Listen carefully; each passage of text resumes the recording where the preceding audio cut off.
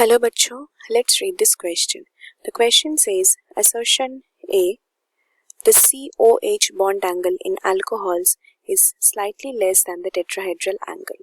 Reason are, this is due to the repulsive interaction between the two lone electron pairs on oxygen.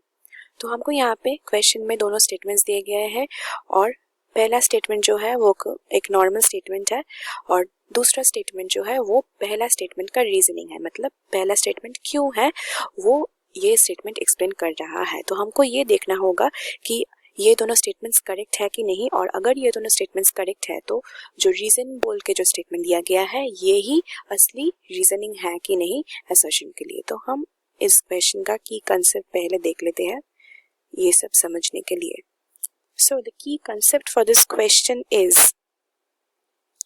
the COH bond angle in alcohols। तो alcohols में जहाँ हम जानते हैं कि OH group रहता है और वो OH ग्रुप किसके साथ बॉन्ड करता है, कार्बन के साथ। तो वो COH जो बॉन्ड एंगल होता है वो अल्कोहल्स में जो होता है वही हमारे इस क्वेश्चन का की कंसेप्ट होगा। तो हम देखते हैं ये क्या होता है। तो यहाँ पे हम देख सकते हैं कि COH में ऑक्सीजन है, यहाँ पे हम लिखते हैं COH। तो ऑक्सीजन में क्या होगा, दोनों लोन पेयर ऑफ इलेक्ट्रॉन्स रहेगा। तो ये है, ये इन दोनों है लोन पेयर ऑफ इलेक्ट्रॉन्स। तो ये lone pair of electrons oxygen में रहेगा। तो ऑक्सीजन एटम जो होता है अल्कोहल में, ये ऑक्सीजन एटम क्या होगा, sp3 हाइब्रिडाइज्ड होगा। तो अब ये sp3 हाइब्रिडाइज्ड क्यों है, क्योंकि हमें यहाँ पे देख सकते हैं कि दोनों लोन पेयर है और दोनों बॉन्ड फॉर्मेशन हुआ है। तो इसका स्टेरिक नंबर क्या होगा, स्टेरिक नंबर होगा number of lone pairs plus number of bonding, जो कि 2 + 2 है, देयरफॉर स्टेरिक नंबर इज 4। तो स्टेरिक नंबर 4 है, मतलब ये sp3 हाइब्रिडाइज्ड होगा।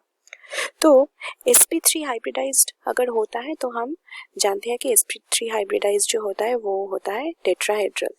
तो नेचुरली हमको लगेगा कि ये जो बॉन्ड एंगल है ये तो टेट्राहेड्रल में जो बॉन्ड एंगल होता है वो होगा, पर ये क्यों नहीं होता है। यहाँ पे ये हम देख सकते हैं कि यहाँ पे दोनों लोन पेयर होता है ऑक्सीजन में। तो ये क्या होगा, यहाँ पे जो लोन पेयर रिपल्शन होता है ऑक्सीजन में, ये होगा greater than the bond pair repulsion. और अगर ये lone pair repulsion bond pair repulsion से ज्यादा होता है, this will cause the CO bond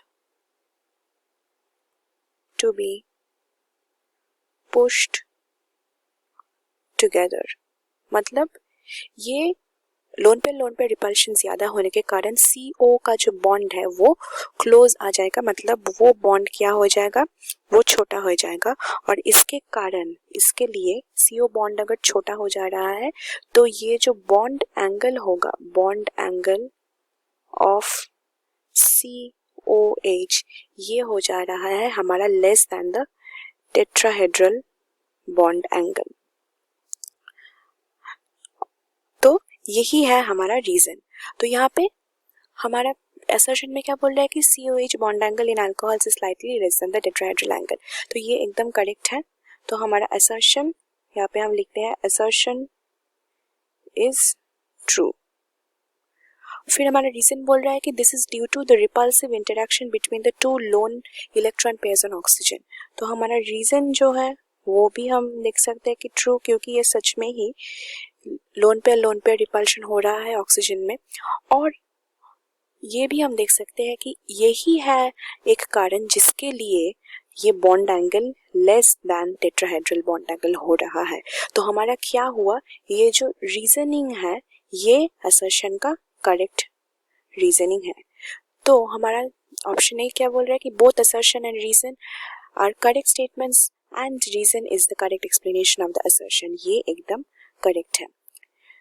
तो बाकी जो 3 ऑप्शंस है वो तो नहीं हो सकता है, क्योंकि both assertion and reason are correct statements but reason is not the correct explanation, ये तो गलत है। फिर assertion is correct, reason is incorrect statement, ये भी गलत है क्योंकि दोनों ही करेक्ट है। और ऑप्शन डी बोल रहा है कि assertion is incorrect but reason is correct, ये भी गलत है क्योंकि दोनों ही करेक्ट है। तो हमारा फाइनल आंसर इस क्वेश्चन का क्या होगा? ऑप्शन ए, जो कि बोल रहा है कि both assertion and reason are correct statements and reason are is the correct explanation of the assertion a. Hope you have understood it well. Best of luck.